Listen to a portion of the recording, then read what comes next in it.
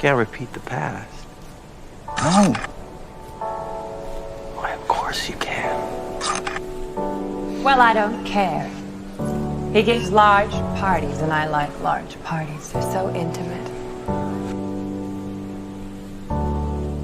My life has got to be like this.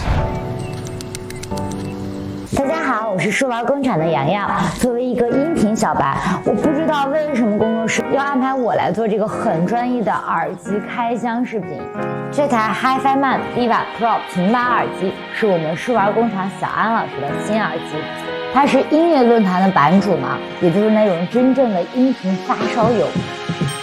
小安老师给我的解释是，这个耳机声音很美，但是外形可能有些人会觉得有些不太好看，所以要找个好看的人来做这期视频，稍微弥补和平衡一下。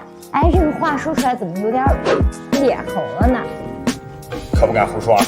HiFiMan 在2020年推出的 Diva 平板振膜耳机，小安老师也有，也就是这一台。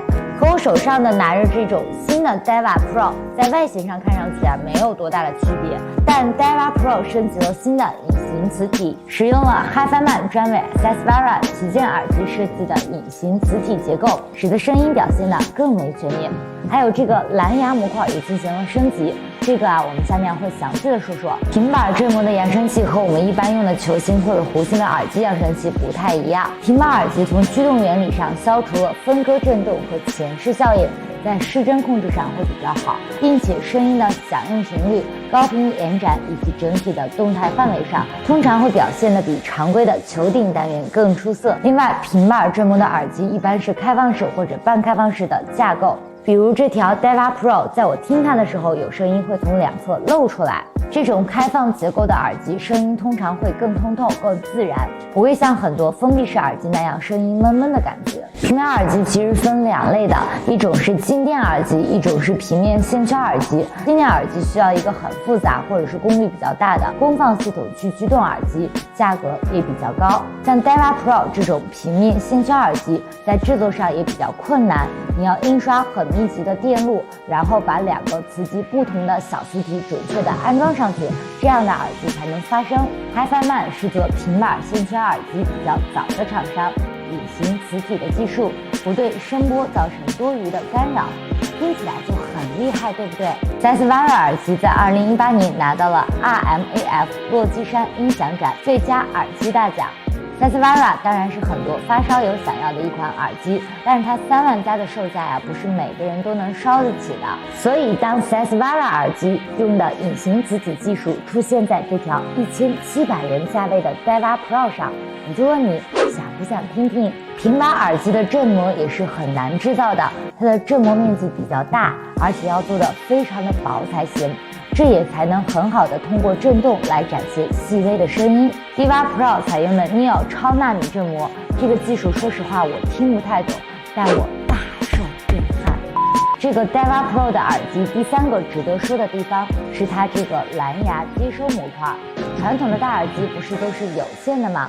我们这台 Diva Pro 也有一个3.5毫米的接口，可以用有线来接驳。那现在无线耳机很流行嘛，大耳机也开始了无线的进化，但是蓝牙的传输并不稳定，声音传输有延迟，而且音频传输码率不高。HiFiMan 的解决方案可能就能满足发烧友的需求了。它这个蓝牙模块支持索尼家的 LDAC 传输，高通的 aptX 和 aptX HD 也支持苹果设备上用的比较多的 AAC 传输技术，无线音频信号码率就很接近无损音乐的标准了，这就比一般蓝牙耳机用的 SBC 传输模式在音质上更有保障。这个蓝牙模块里边用的 DAC 解码芯片也很特别，它用的是 HiFiMan 自研的 Artua 架构的喜马拉雅音频芯片。最近2年各行各业芯片供应都很紧张，看着显卡、GPU 芯片和汽车芯片就知道了，音频芯片缺货也很紧张，价格飞涨。所以 HiFiMan 选择自研了喜马拉雅芯片。从厂商公布的指标上，喜马拉雅芯片的信噪比指标失真控制是比较好的，基本上占到了音频解码芯片第1梯队的水平。这个蓝牙模块里面有电池，有 DAC 芯片，还有运放电路。也就是说它有一定的调音风格的。我用音乐播放器通过有线连接这个耳机，我觉得声音和这个蓝牙模块出来的声音是不一样的，感觉这个蓝牙模块的声音低音的量感会更多一些，整体声音会显得更有感染力和活力一些，也就是说它可能低频的声音和高频的声音都给你渲染加强了。最后是声音的评价，这个耳机我可不敢评价，引用小安老师的评价。给我。戴拉 Pro 是1700元价位的平板耳机，但是我们很难用价格去衡量它的声音值多少钱嘛。它的声音可能与你听过的大部分的球形动圈耳机不太一样。戴拉 Pro 的声音大气、通透和自然，这个和它的结构有关。在封闭式动圈耳机上，一般很难找到声音不闷和通透自然的耳机。高频部分柔和细腻，中频部分也有很好的密度和人声饱满感。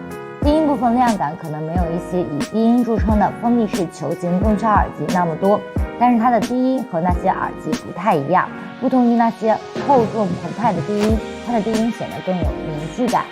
当然会有人会喜欢弹性更足、低音下潜更低的耳机，但是就如每个人喜欢喝的豆浆甜度有区别一样，戴拉 Pro 的低音是判断它的声音的争议点。